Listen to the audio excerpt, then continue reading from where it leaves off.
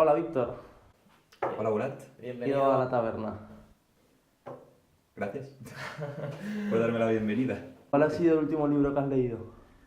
El último libro que he leído, pues como últimamente he estado montando recitales vinculados a memoria histórica y tal, pues he estado leyendo poetas de la época, poetas de los años 30.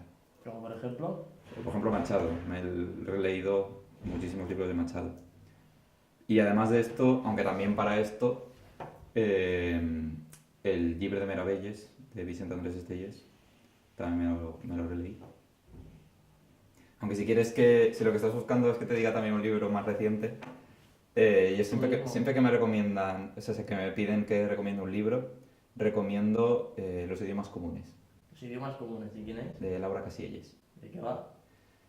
De idiomas Ya. y de cómo las lenguas, a pesar de que son todas diferentes, podemos hablar un mismo idioma. ¿Qué idioma? El idioma de la poesía, pero bueno, para eso léete el libro. Estudiaste historia, también tienes un máster en historia contemporánea, eres profesor en la Universidad de Valencia, miembro del grupo de investigación Asociación Cultural Instituto Obrero, traduces textos a valenciano y encima eres poeta. Yo estoy haciendo ahora el doctorado. Y estás haciendo ahora el doctorado. Te iba a hacer una pregunta de por qué empezaste a escribir, pero creo que es más oportuna preguntarte de dónde sacas el tiempo para hacer todo lo que haces.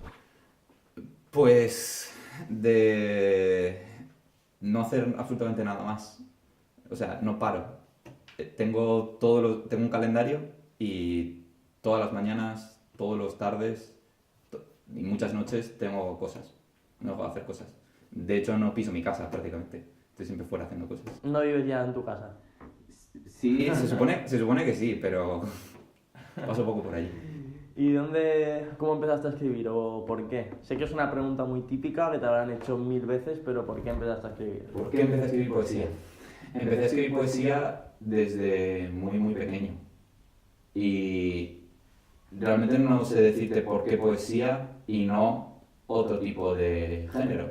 Pero ya a los 6 años, creo que fue, ya escribí un poema.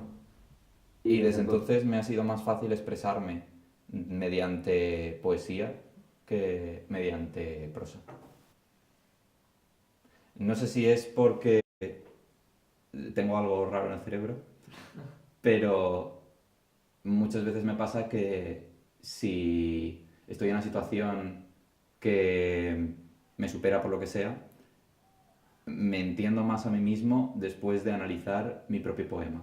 O sea, escribo, me describo cómo me siento y después, analizando eso, me doy cuenta de lo que me está pasando.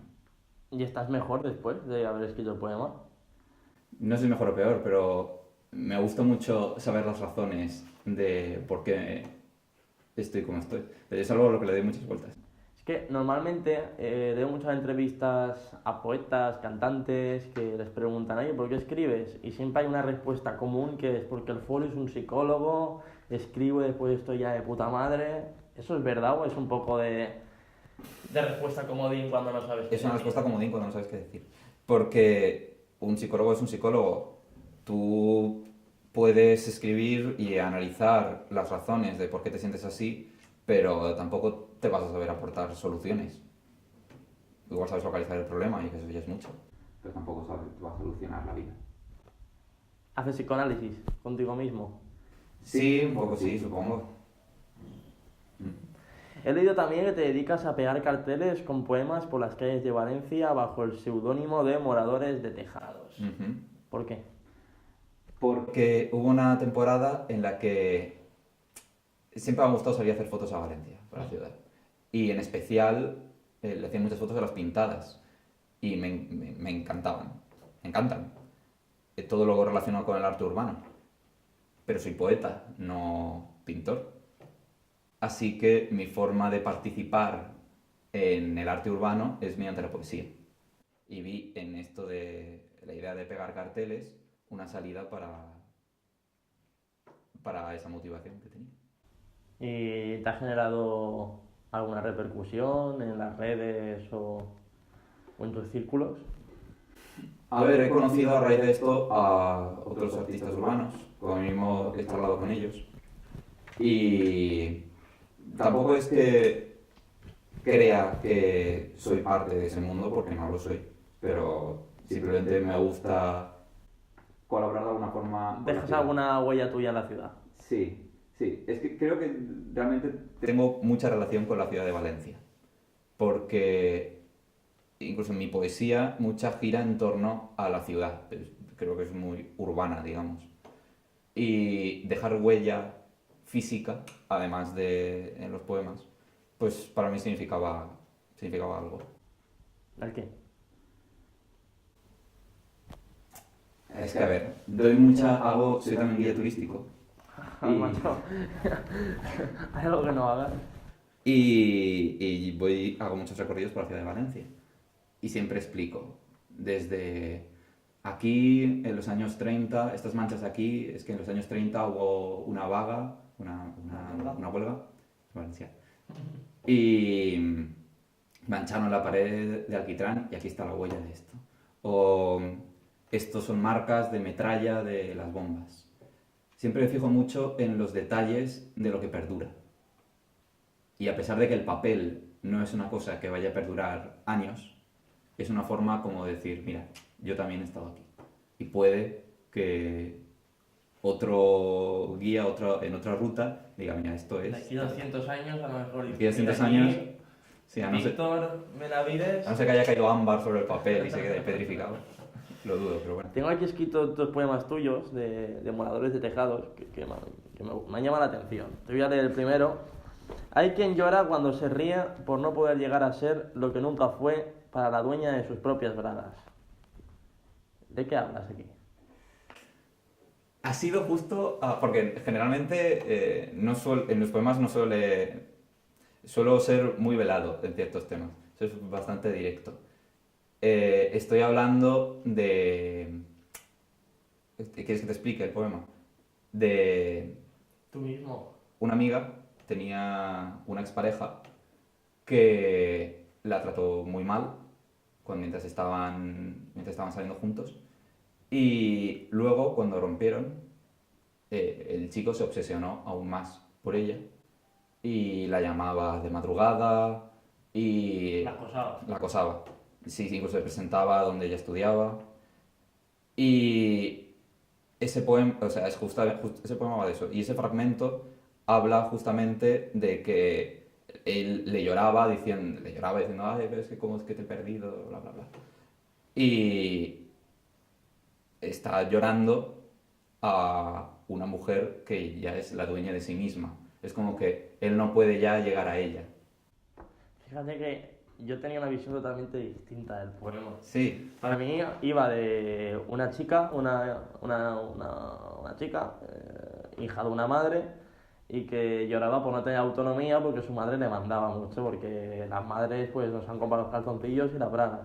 Entonces yo le había dado ese significado de que no era libre porque su madre era muy autoritaria con ella. esa es la gracia de la poesía, que cada uno pueda tener su propia interpretación. Por eso no escribimos prosa. Hay otro poema, hay otro. Hay quien vomita los te quiero porque quiere confundir el chantaje emocional con algún tipo macabro de amor. Es un fragmento del mismo poema. ¿Sí? ¿Van de la mano? Van de la mano. Es sobre lo mismo. Y ese en concreto es porque vomita los te quiero porque le quita el valor a lo que realmente significa querer y solo lo hace como forma de chantaje emocional. O para decir, no me bloquees o no dejes de contestarme porque es que te quiero. Entiendo. Amor, una palabra, ¿eh? Mm. Sí, una palabra con la que los poetas también estamos en constante lucha. ¿Ser poeta es compatible aunque te vaya bien en el amor? Yo creo que sí, Sí, es compatible. es compatible. Porque yo muchos poemas que leo son poemas taciturnos, de que No lo parece. si no me quieren, o he perdido a mi amada. No lo parece porque creo que es más fácil escribir poemas tristes que poemas alegres. Es más fácil escribir poemas negativos. Igual que es más fácil escribir poemas o textos de terror que textos cómicos. ¿Escribes textos alegres? Sí, también. ¿Cuáles priman más? Es que también escribo mucho sobre la ciudad y son descripciones que igual sí que les puedes tachar de melancólicas, pero tampoco son ni alegres ni tristes, diría yo. Aunque en cuanto a relaciones personales, sí que seguramente priman más las tristes. ¿Las que las tristes? ¿Te ha ido alegres. mal el amor? No, pero no sé si es que inspira más, pero he escrito más. Igual un poco también por lo que hablábamos antes de la necesidad de escribir, de hacerte psicólogo a ti mismo. Necesitas Sí. más ser psicólogo de ti Para mismo conocerte a ti mismo, en cierto sentido. si estás mal que si estás bien. Has mencionado que escribes mucho sobre Valencia. ¿Cuál es tu visión sobre la ciudad? Sobre la ciudad. A ver, mejor que hace unos años. ¿Por? Porque creo que sí que se están haciendo cosas para mejorarla. Y yo ya no estoy hablando solo de los carriles bici y todo esto, sino también, no sé hasta qué punto tiene que ver el gobierno, pero sí que se están promoviendo muchísimo actividades culturales. Han abierto nuevos centros de arte donde también no solo se hace pintura, sino también se hacen performance, también se hacen cosas de danza, de poesía. Han recuperado festivales de cine. No sé, creo que culturalmente Valencia está progresando mucho. Ha progresado mucho en los últimos años. ¿Eso lo traduces en poemas? Esa visión más positiva creo- de la cultura. Yo creo que sí. Lo dejo, se entrevé en alguno. Vamos a hablar un poco de memoria histórica y también es un territorio en el que te desenvuelve bastante bien. La pregunta que te voy a hacer, no sé si quiero que me respondas como poeta o como historiador, o como persona que ha estudiado historia. ¿Puede la poesía ayudarnos a reconstruir el pasado, de cierto sentido? ¿O al fin y al cabo los poemas acaban siendo papel mojado? Poesía para construir el pasado, sí. Pero depende del pasado que quieras reconstruir. Reconstruir supongo que te refieres también a estudiar. Porque La guerra civil. si tú quieres buscar las causas por las que X profesor fue depurado y después encarcelado, pues seguramente tengas que ir a los archivos y ver burocracia, ver los papeles del juicio y todo lo que supuso.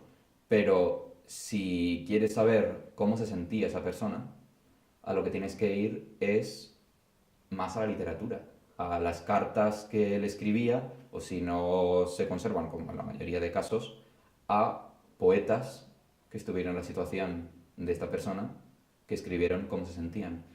La poesía no sirve para reconstruir los hechos, pero sí que sirve para reconstruir los sentimientos de las personas. O para que vivieron. entenderlos. O para entenderlos. Para entenderlos también, para entenderlos también. Hablemos un poco de la exhumación de Franco. Exhumación de Franco. ¿Qué opinas de esa exhumación? ¿Crees que va a ayudar algo en la memoria histórica exhumar a Franco el Valle de los Caídos? No, yo creo que es una maniobra para... es maquillaje, es una maniobra para maquillar el gobierno, pero no quita que me parezca, que sea algo necesario, que me parece muy bien que lo exhumen. Ya es hora de que lo exhumaran. Seguramente en otros países están flipando porque no lo hayamos exhumado aún. ¿Qué opinas del panorama político? Que voy a votar a la opción menos mala. Ese es mi criterio. No, eso, mira, no lo tengo claro ni yo. Solo sé que voy a votar la opción menos mala. Sé que ninguno de los partidos actualmente me convence, ninguno de los partidos me representa al 100%, pero también sé que voy a votar. También para evitar pues, males mayores. ¿Quiénes son los más mayores para ti? Que vuelva la derecha. Es que la historia es muy cíclica.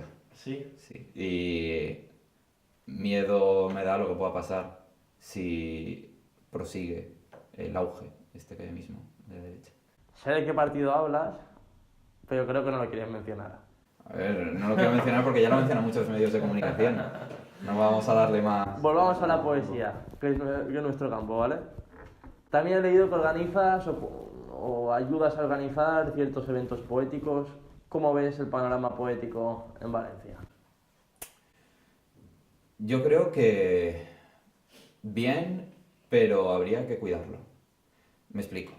Últimamente en los recitales vienen muchas personas que nunca han leído poesía, que nunca habían participado en otros recitales, que nunca habían visto otros recitales, pero que han escrito un poema y van a recitarlo.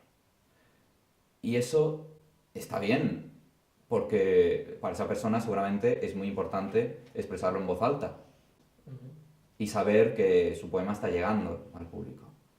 Porque seguramente si lo pone en redes sociales o incluso si se autopublica un libro de la nada, no va a saber tampoco cómo va a ser la reacción del público más allá de su círculo más cercano. Recitar también es una forma de que sepan inmediatamente qué es lo que siente el público, qué genera en el público su texto. Lo que pasa es que si solamente recita y no escucha a los demás y no lee más, su poesía no va a progresar nunca. Porque Va a ser muy pobre. va a ser muy pobre. ¿Y te has encontrado muchas personas así? Sí. Es como muy egocéntrico, ¿no? A lo mejor. Yo tampoco lo calificaría de egocéntrico. Es parte del proceso. Y no me parece mal que hagan eso. Me parece mal si solo hacen eso. Me parece mal si hacen eso y se quedan ahí. Pero si van a un recital, recitan, y sí, igual la motivación primera ha sido ir a que me escuchen. Pero si luego esa persona escucha a los demás y se le queda algo y después tiene cierto interés y busca y lee, yo creo que ese es el camino. ¿Crees que hay calidad poética en estos eventos? Sí. También es que eso depende de nosotros.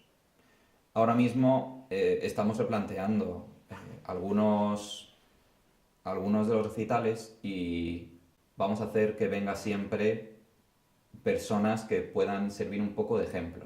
No porque lo que hagan sea lo que hay que hacer, sino para que vean una forma más de hacerlo, para que vean voces diferentes.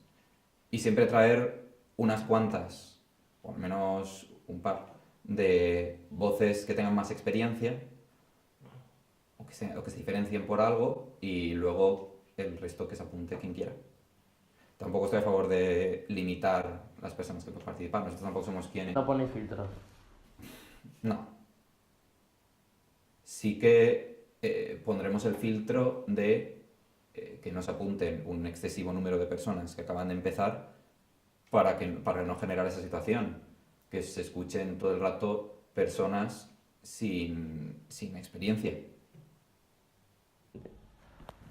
No sé si voy a abrir ahora la caja de Pandora, pero una amiga tuya, o con la que colaboras varias veces, me ha mandado una pregunta en vídeo y te voy a poner el vídeo. Para ser sincero, le he pedido yo que mande una pregunta que quisiera. Vale. En tus manos está responder o no. Creo que la chica la conoces bastante bien. Cada vez de este mundillo de la slam salen más poetas con A o poetos con O, que pueden ser actores, que hacen monólogos, que hacen una especie de poesía escénica que es muy característica de la slam. Sin embargo, esto, a mi parecer y al parecer de muchas personas con las que he hablado y con las que he mantenido contacto, hace que el nivel de la poesía descienda o incluso se lleguen a replantear si eso es poesía. Por eso mi pregunta ¿es necesario este tipo de espectáculos en el que el público vota cuando no tiene criterio ninguno? ¿Y por qué?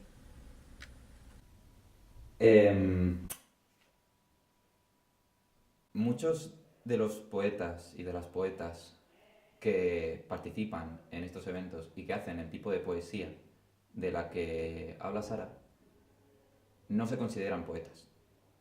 Ellos mismos dicen que lo que escriben no es poesía. ¿Y qué es? Son textos. Puede ser como monólogos, o puede ser es que ni siquiera lo llamaría prosa poética, pero muchos de los textos porque participo en el slam y son mis compañeros y me enseñan lo que escriben y tal. Y son tal cual narraciones en prosa. Es un folio escrito en Word, en prosa, y ya está. Es un monólogo. Un monólogo o más tipo discurso político, discurso social, que también lo hacen mucho. Y me parece que esto es muy válido.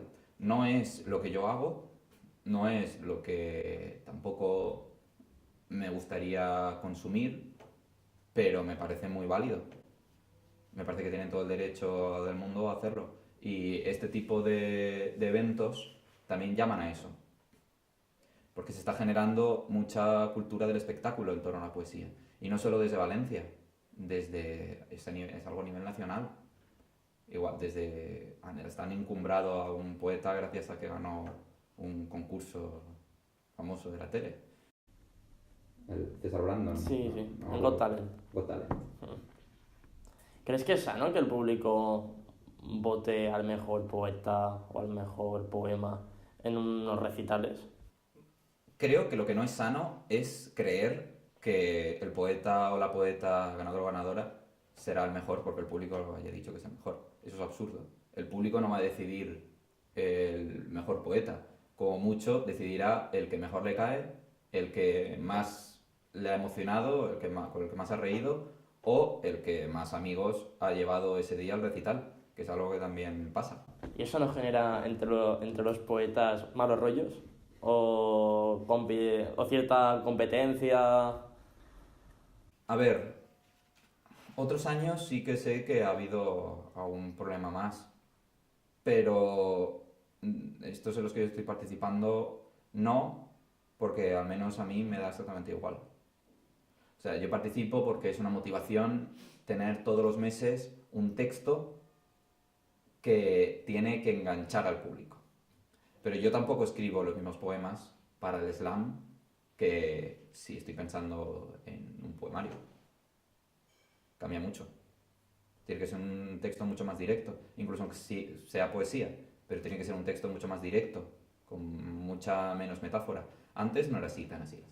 Pero últimamente, si te ponen al lado una persona que está haciendo un monólogo directo, o te está haciendo algo más tipo discurso social, si les metes algo de poesía, les va a chocar muchísimo al público. Y eso les va a producir rechazo. Porque es un lenguaje que no están tan acostumbrados a ver en los medios y en todas partes. Entonces tienes que forzarte a ser más directo. ¿Por qué haces que el público vote? Por el público. Yo creo que lo de menos es los poetas y menos aún la poesía. Es un espectáculo, se hace para el público, con lo cual es un mecanismo más para engancharle. El público, si sabe que tiene que después votar, después elegir quién le ha gustado y quién no, escuchará más, porque se sentirá juez, se sentirá parte de lo que... Para que no se aburra el público, vaya. Para que no se aburra, no, porque también puedes hacer perfectamente un recital, incluso que sea solo de una persona, y no ocurrir. Se puede hacer, se hace, y se ha hecho siempre. Pero es una forma de que se enganche, de que se sienta parte. A nivel nacional, ¿cómo ves la poesía? A nivel nacional, yo creo que la poesía que se consume no viene de poetas. Viene de poetas si ellos se llaman poetas y no me meto. ¿De pseudopoetas? No, me explico. Vienen de personas que no son famosas por ser poetas. Vienen de cantautores, vienen de presentadores de la tele, vienen de gente del mundo del espectáculo que deciden ser poeta. ¿La poesía comercial es buena? Eso es un debate también que hemos tenido. Creo que no ha pasado suficiente tiempo como para que veamos si va a repercutir en algo bueno o en algo malo. En principio es malo. En principio es malo porque se consume también un tipo de poesía de gente que no ha leído nunca poesía, que seguramente lo primero que escriba sea lo que ha sido publicado en el poemario, que viene más de redes sociales y de calcular cuántas ventas puede producir que de calidad literaria, pero eso aún no sabemos si puede desencadenar en que después de leer un poemario de X periodista, pues simplemente porque es famoso, porque es guapa o guapo, después eso despierte la curiosidad de alguien que haya consumido ese tipo de literatura y decida leer otro tipo de cosas. ¿Tú la consumes? No, ¿Por qué? porque no la disfruto. Me gusta muchísimo leer poesía, consumo muchísima poesía, pero no la poesía de famosos. Fíjate que estamos hablando y hablamos de poesía y hablamos de consumir poesía. Yo creía que la poesía se leía, no se consumía. Ya, pero esos son los términos en los que nos estamos refiriendo, pero es evidente que el mercado ahora mismo se basa en eso. Pero hemos empezado a hablar de consumo cuando hemos hablado de poesía comercial. Sí, te voy a poner un ejemplo. Fui a una editorial por otras razones, no tenían realmente que ver con publicar libros, por cosas de audiolibros. Y porque también grabo audiolibros.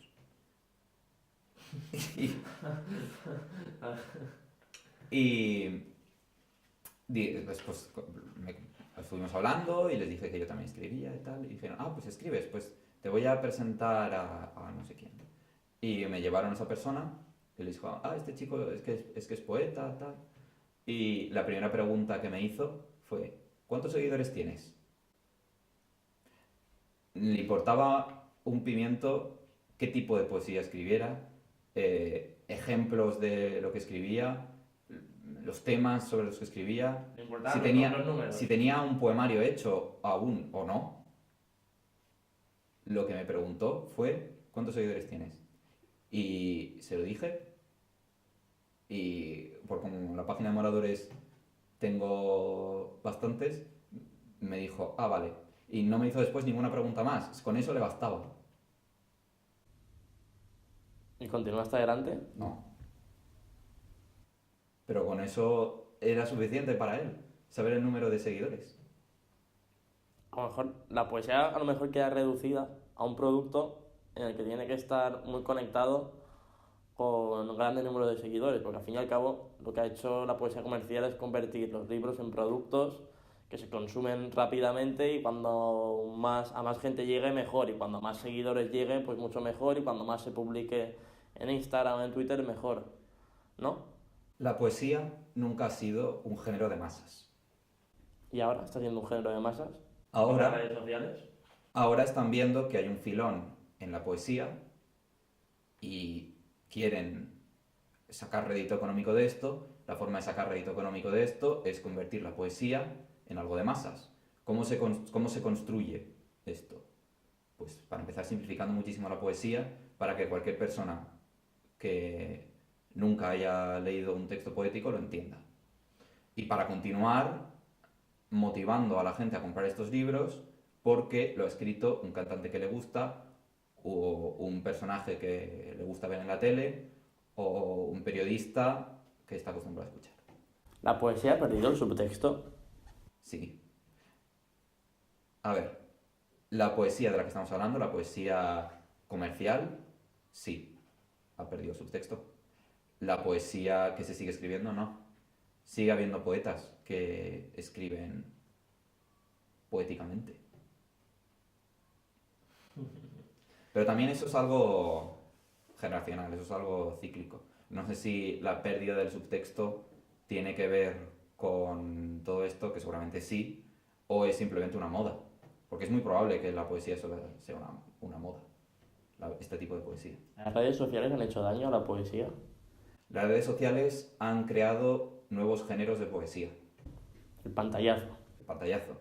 Una poesía que escribes mientras aún estás escribiendo el post, directamente la escribes en el cuadradito de Instagram Sin reflexión. sin reflexión alguna, para que acompañe a la foto que has puesto, sin más. ¿No crees que son también muy sexuales? Yo es que lo que veo es que hay un tipo de poesía que primero empieza siendo muy ñoña, muy ñoña, Muy intensa. muy intensa, pero después para no quedar tan ñoño, para no quedar tan moñas, pues acaba con una frase muy sexual. Rollo, ¿me comes? No sé qué. Y es como pasas de un extremo a otro. Y eso yo lo he leído mucho en este tipo de poesía que solo está en redes sociales. Poesía sexual siempre ha habido. Lo que pasa es que si estamos hablando de lo que estamos hablando en términos de compra, venta, de seguidores y de likes, es evidente que las personas que buscan esto van a hacer lo máximo posible para conseguir ventas o conseguir likes. Y todos sabemos que el sexo vende. Se habla más de sexo porque es una herramienta para generar likes más fácilmente. Habrá también poetas que escriban porque lo sienten, pero también hay muchos que lo escribirán buscando eso. ¿Te planteas escribir un libro? Me lo planteo, pero no tengo tampoco ninguna prisa. No quiero escribir nada de lo que me avergüence dentro de 10 años. ¿Te has avergonzado alguna vez algún poema? Avergonzado no, pero sí que me ha pasado que poemas que he escrito con 18 años, que pensaba, esto es una pasada. Lo releo ahora y me parece ridículo. Pero eso es algo que nos debería pasar a todos. Por eso tampoco creo que sea bueno encumbrar a gente que no ha escrito antes. Porque seguramente ellos, si se siguen formando y siguen leyendo, también les parezca que lo que escribían hace años era una mierda. Nos suele pasar a todos, ¿eh? Es algo que suele pasar, sí, pero no has empapelado la ciudad con carteles de tu libro de mierda. Ya. No has dejado constancia de tu pecado, digamos. Sí. Al final eso siempre sale y siempre hay alguien que te lo recuerda, ¿no? Lo veremos en los próximos años. No me gustaría acabar la entrevista sin mencionar a la Catedral de Notre Dame. He leído que de pequeño fuiste a Francia y te dieron a elegir entre ir a la catedral o asistir por segunda vez al Museo de Louvre. No lo sé pronunciar. ¿Cómo? El Museo del Louvre. Sí. ¿Cómo te hace sentir eso ahora de que la catedral está como está? Creo que igual que en España hay muchos bienes que no se cuidan. Y seguramente el problema de la catedral se podría haber evitado si hubiesen designado un presupuesto a seguir arreglándola. Pasa que también aquí en Valencia que hay palacios que se caen. ¿Eso me lo respondes como historiador o como poeta? Como historiador más bien. ¿Y como poeta cómo te hace sentir? Como poeta, a ver, me dolió. Como poeta, como persona, ver que se podía llegar a destruir el edificio. Pero respecto a lo de cómo hacía sentir no haberla visitado y haber ido al Louvre en lugar de a Notre Dame. Que soñaste con momias, ¿no? Ese día. Sí, tuve pesadillas con momias. Es que era muy pequeño. Y tampoco me arrepiento del todo porque me encantan los museos. Voy muchísimo a museos. Soy un pintor frustrado. ¿Pintas también? No tengo ni idea de pintar. ¿Lo has intentado? He dibujado algo, pero es que yo mismo soy consciente de que lo hago muy mal. Entonces me limito a la poesía. Pero mucha de mi poesía también está vinculada al arte. Tengo muchos poemas sobre obras de arte. Muy bien. Muchas gracias. ¿A ti?